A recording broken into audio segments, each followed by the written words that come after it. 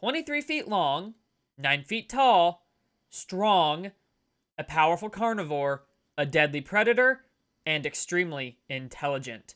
Something that even larger dinosaurs would have feared. What am I describing? Well, from that description, you might think of some fictional hybrid dinosaur, like the Indoraptor. But this is not a fictional animal. This is a real dinosaur that paleontologists have unearthed. This is a dinosaur that could live and terrorize other animals for 20 years, the most intelligent animal in its world, and one that was likely able to strategize with deadly efficiency. This animal is the Utahraptor, and today I'm going to be telling you all about this fascinating prehistoric animal. Out of all dinosaurs, if this one still existed today, I bet this is the one that would be the most dangerous and likely to hunt humans today. And even though it's been extinct for around 130 million years and has only left fossilized bones behind, we can still learn several vital things about it. So let's get into them and go on the trail of the largest dromaeosaur that ever lived. Like and subscribe if you enjoy paleontology videos, and let's get right into it, starting off with how the animal was first discovered.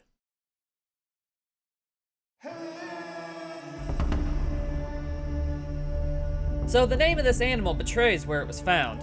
In 1975, Jim Jensen discovered the first specimens of the Utahraptor while digging in the Dalton Wells quarry of Utah. Another fossil, found in 1990, a large sickle claw, spurred a new search that unearthed even more fossilized remains of the Utahraptor in 1991. The type species of Utahraptor was finally named in June 1993, and the animal was named after the state it was found in. The genus name means Utah's predator, but if you go for the Latin meaning of the word, it actually becomes Utah's robber or plunderer instead. At one point, the species was going to be named Utahraptor spielbergi, after Steven Spielberg, the director of Jurassic Park, in exchange for him funding paleontological research, but when no agreement on the amount of funding could be reached, this fell through. Paleontology work regarding this animal has faced hardships. One major find has in fact been crowdfunded by people to allow it to continue its operations, the Utahraptor Project. I'll talk about this again in a bit when I cover something known as the Utahraptor Megablock.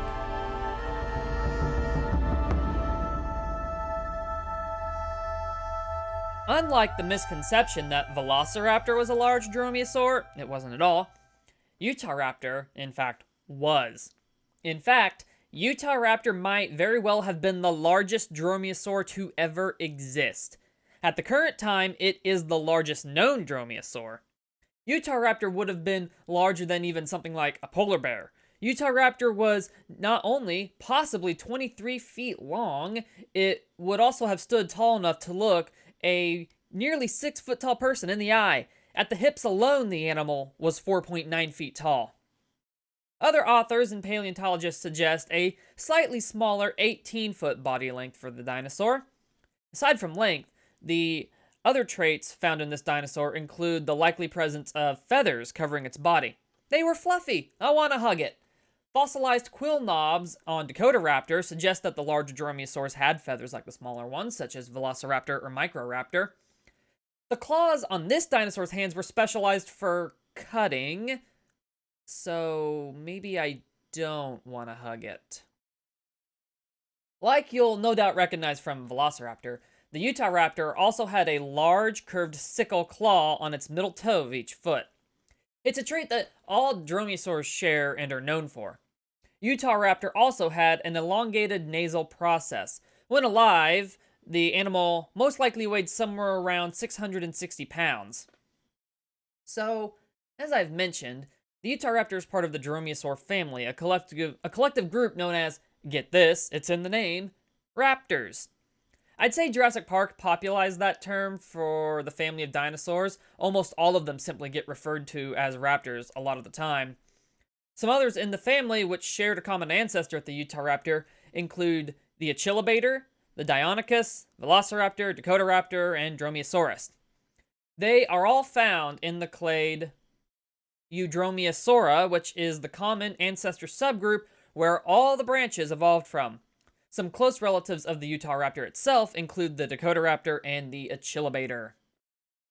This was found in a 2015 study, and What is interesting about this is that they were all from different areas of the world. In the Cretaceous, the continents were beginning to settle into the places they are today, but one of these is from North America and one is from Mongolia. But they all share a common ancestor. It's just interesting that they were so spread out. This can be explained, though. These animals lived in the early Cretaceous, and in the early Cretaceous, the world still resembled the more ancient one of the Triassic and the Jurassic.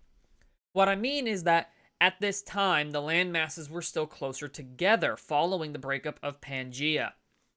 Dinosaurs as a whole were able to spread out across the continents and the whole world because they appeared at the right time, essentially, when all the land masses were together. No animals in the Cenozoic had the same widespread success in the same way.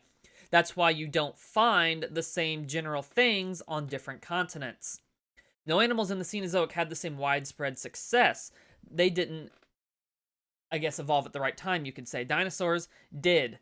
So they had the opportunity to spread across the whole world before the supercontinent fractured. The continents were not fully split up when the ancestors to Utahraptor and its closely related dinosaurs evolved. And dromaeosaurs as a whole could spread out because the land was still together at the base of their evolutionary family tree. And when the land separated, the common ancestor of Utahraptor and its close relatives was separated and then evolved into these closely related large dromaeosaurs. This is why closely related dinosaurs were spread so far and wide, as far as different sides of the world.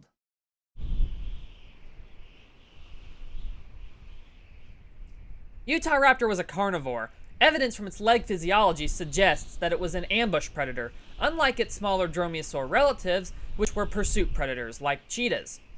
Animals it likely preyed upon included iguanodonts and ankylosaurs. Now, because of its huge size, Utahraptor was not as fast as its smaller relatives, like Velociraptor. Its speed was similar to the iguanodonts it preyed upon. It was, however, faster than the sauropods. I mean, look at this. That claw is not just for show. Evidence from this animal's fossil bones indicate that most of its killing power was in its legs. Utahraptor had a very thick tibia. Utahraptor was heavy enough that it could likely deliver deadly kicks without throwing itself off balance, meaning its hands were free to help slice up prey. This heavy and robust body has led paleontologists to conclude the animal was likely not fast like others in its extended family, and, as I said, was likely an ambush predator. It also likely had a lethal bite, so giant sickle toe claw, knife-like claws on its hands, or sharp teeth with a lot of bite force. Pick your poison. This thing was a nightmare to be hunted by. Okay, enough about all the ways that it could put a 1980s slasher to shame. What else was going on with this dinosaur's paleobiology?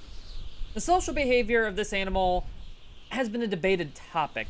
Theories range from pack hunter to this dinosaur being a completely solo act. Let's look at what we know and can reasonably guess about its social behavior. I guess the first thing to address is the Utahraptor megablock, a 9-ton sandstone block found in eastern Utah that has between 7 and 14 Utahraptors in it, including a 16-foot-long adult, a hatchling, 4 juveniles, and possibly an iguanodont. So, why were all these dinosaurs in this one block of sandstone, and what can it tell us about the raptor's social behavior? You know, I know it's another influence brought from, this time, the newer Jurassic Park movies, but popular culture tends to depict Utahraptor, or raptors in general, I should say, as social animals. And while some may have indeed been pack hunters, what about this giant raptor? What can the real world tell us about this animal that doesn't come from the pen of a screenwriter? The 9-ton block of sandstone, again, it's known as the Utahraptor mecha block for a reason, led paleontologists to theorize that a pack of Utahraptors attempted to scavenge carrion or attack a prey animal in a quicksand pit, which then resulted in all of them becoming trapped in the quicksand pit. This predator trap would have resulted in the whole pack sinking in their fatal attempt to feed on their prey, only for their remains to be uncovered millions of years later. If the Utahraptors were indeed a pack, it would have been essentially their family, and how they communicated would have been really interesting to see and study. This literally massive find has led some paleontologists to support the idea of Utahraptor being a pack hunter. But others who support the idea of this dinosaur being a solo act have suggested that the number of Utahraptors in the block is a result from individuals coming across the quicksand completely independently of the other and becoming trapped in the aptly named predator trap. The megablock is currently being studied by the Utahraptor Megablock Project. The presence of other herbivores within it have led paleontologists to theorize this block captured a hunt in progress, a literal snapshot, one that resulted in the deaths of all parties, predator and prey alike, around 125 million years ago. And 125 million years later, the buried and preserved dinosaurs were found. This project can tell us a lot, and it had to turn to crowdfunding from the general public to keep it going. A 2017 article by the New York Times led to over $50,000 of donations being raised to help support and further the project. The megablock is something that I cannot wait to learn more about in the coming years. Ultimately, social behavior will remain something we can only guess at. The Deinonychus has evidence suggesting that it was not a pack hunter. But if this trait was shared with Utahraptor, or if Utahraptor was a pack hunter, will remain unknown, and possibly a secret lost to time.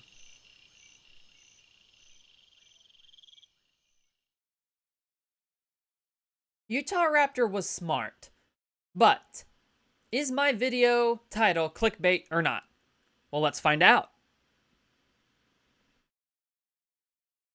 I'm a dirty clickbaiting liar. Troodon was the smartest.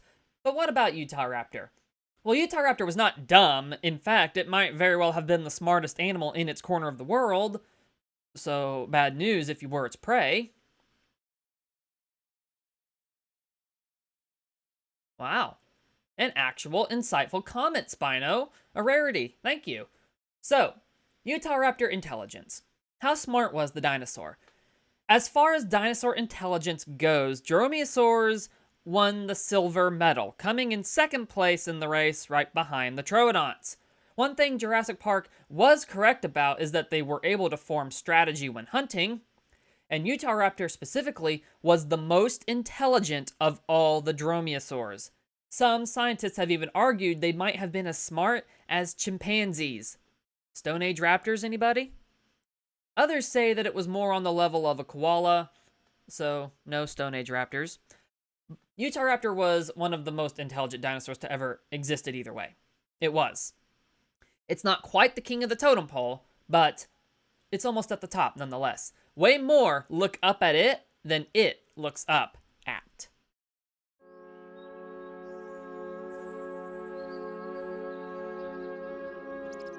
Utahraptor lived from around 135 to around 125 million years ago, putting it right in the early Cretaceous. Specifically in the Valanginian age of the early Cretaceous, which lasted from 139 million years ago to 132 million years ago, and also in the Hotavirian age from 132 to 125 million years ago. Utahraptor shared its world with, and ate, iguanodonts. Like Hippodraco, it likely also ate young individuals of smaller theropods like the Martharaptor, which is a therizinosauride actually. Did not expect that. Along with Cretaceous mammals, and then larger dinosaurs too, like sauropods. The Nodosaurian Gastorna also lived in the same region as Utahraptor at this time. Also, just because you were a sauropod doesn't mean you were safe from these pack hunters, assuming they were. Sauropods up to 66 feet long could have been on the menu for Utahraptor. Man, I'd love to have seen how they hunted. The earliest fossilized flowering plants also appear around the same time as Utahraptor lived as well. And during the time Utahraptor lived, the temperatures were likely around 86 degrees Fahrenheit at the equator and around 57 degrees Fahrenheit at the poles in winter, but up to 63 in the summer. The Cretaceous was a warm and tropical period until you get close to the end of it. And as you're starting to get closer to the Cenozoic, the climate of the Cretaceous starts to change from the tropical climate of the Mesozoic to the more cool and arid one of the Cenozoic.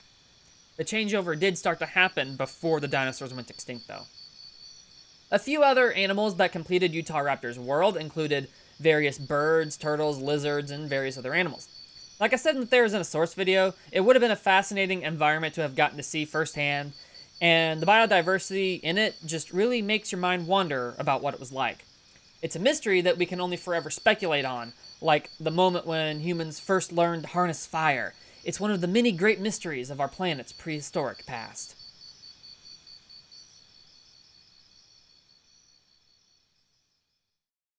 In no small part to Jurassic Park, I'm sure, with its large raptors, Utahraptor is today very well known even among casual dinosaur fans who don't know hardly anything about paleontology or dinosaurs outside of what Jurassic Park shows. And speaking of Jurassic Park, the Jurassic Park velociraptors are Utahraptors in everything but name, with Velociraptor even being a mix-up because of Crichton. You see, when he was writing the novel, a poor paper had been put out which temporarily classified Deinonychus as another species of Velociraptor, which led to the larger depiction of Velociraptor than it was in real life. In addition, Spielberg liked the Utahraptor better for its size and terror factor in a movie setting.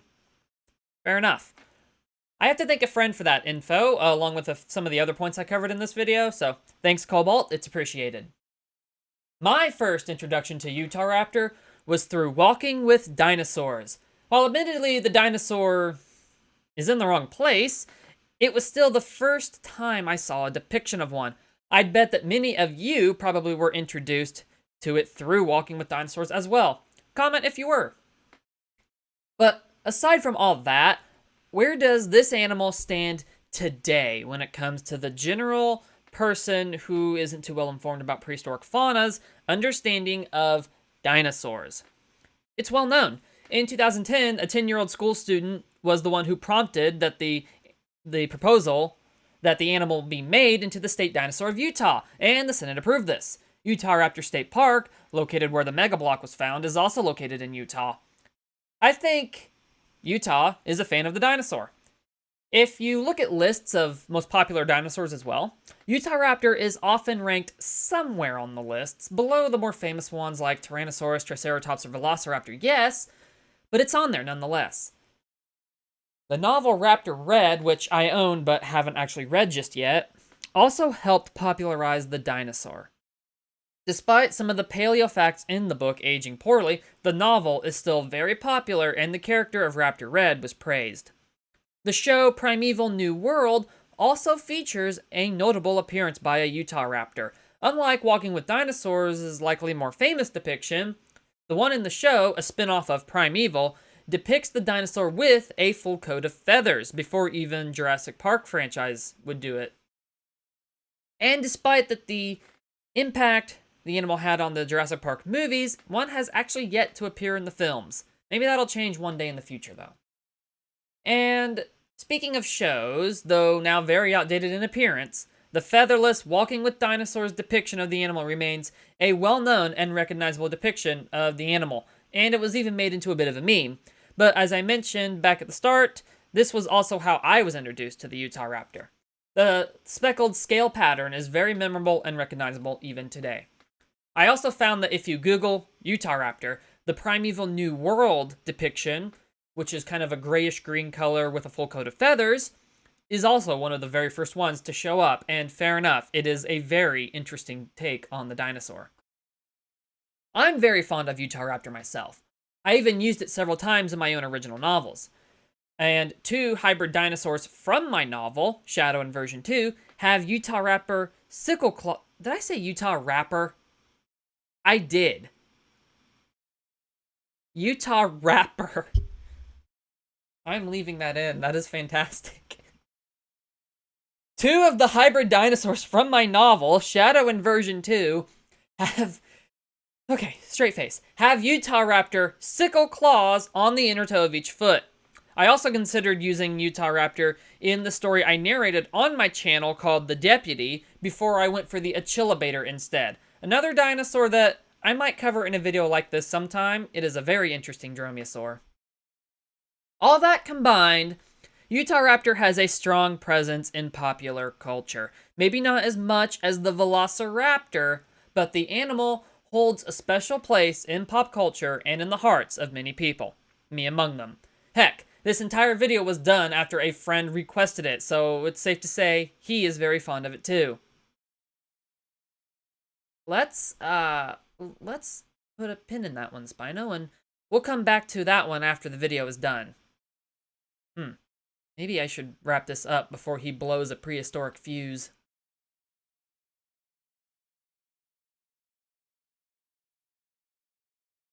So that's gonna do it. That was a look into the life and the legacy of the Utahraptor. We went on the trail and came back from the Cretaceous alive. Tell me some of your favorite facts about this dinosaur, especially if it's something that I didn't mention. And be sure to like the video and subscribe. It not only helps me grow, but also lets me know that you enjoyed this video and that you want to see more like it. It lets me know what you viewers really want, and that's what's important. Spino, please, we talked about this.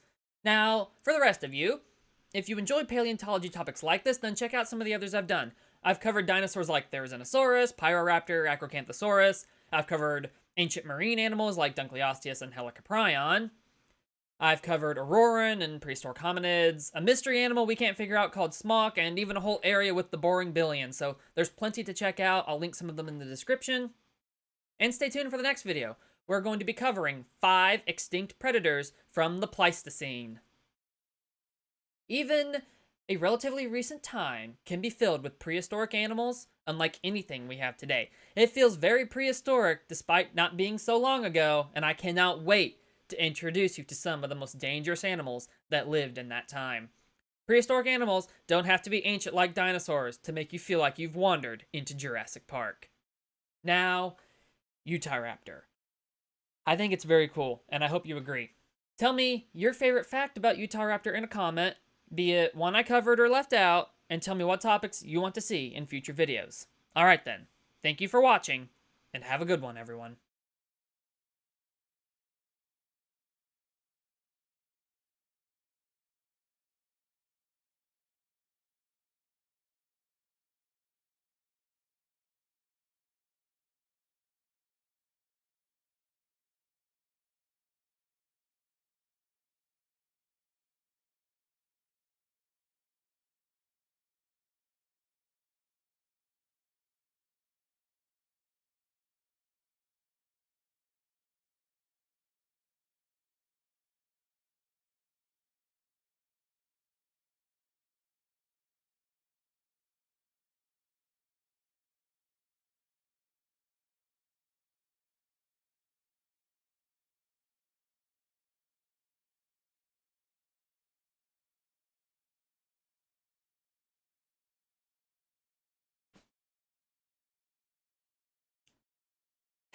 Really, Spino? You're kind of cutting me off here. Hello, everybody.